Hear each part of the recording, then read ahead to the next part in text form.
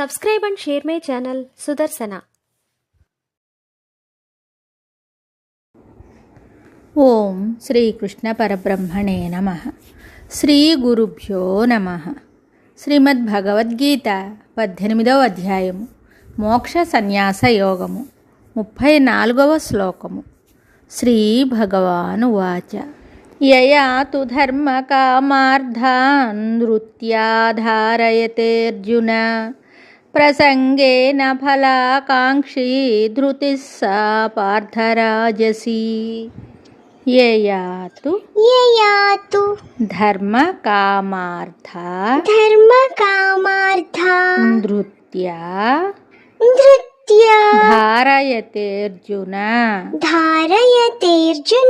ప్రసంగేన ఫలాకాంక్షీ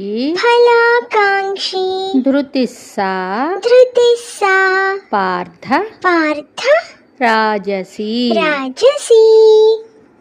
యయాతో ధర్మ కామార్థ నృత్యా ధారయతేర్జున ప్రసంగేన ఫలాకాంక్షీ ధృతిః సా పార్థరాజసీ.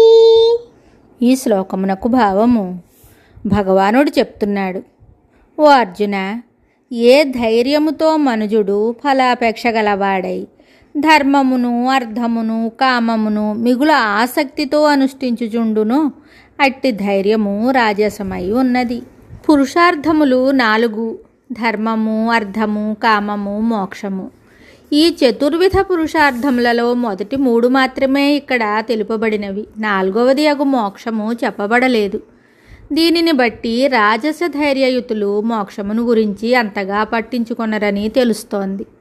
కాబట్టి ఈ ధైర్యము పరమార్థ దృష్టిలో అంత ఉత్తమమైనది కాదని తేలుచున్నది.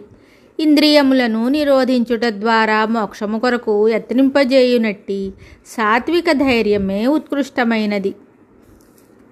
ధర్మార్థ కామములను 3 పురుషార్థములను అన్వేషించు వారి కంటే 4వ పురుషార్థమగు మోక్షమును అన్వేషించువాడే శ్రేష్ఠుడు.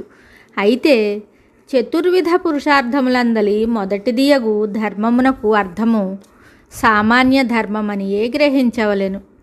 విశేష ధర్మము పరమాత్మావలంబనమే, దైవనిష్టయే, ఆత్మజ్ఞానమే అగును. సంగేన అని చెప్పక ప్రసంగేన అని చెప్పుటచే అట్టివారా పురుషార్థములందు మిక్కుటమగు ఆసక్తిని చూపుదురని తెలుస్తోంది. మరి ఒక శ్లోకంతో మళ్ళీ కలుద్దాం. శుభం.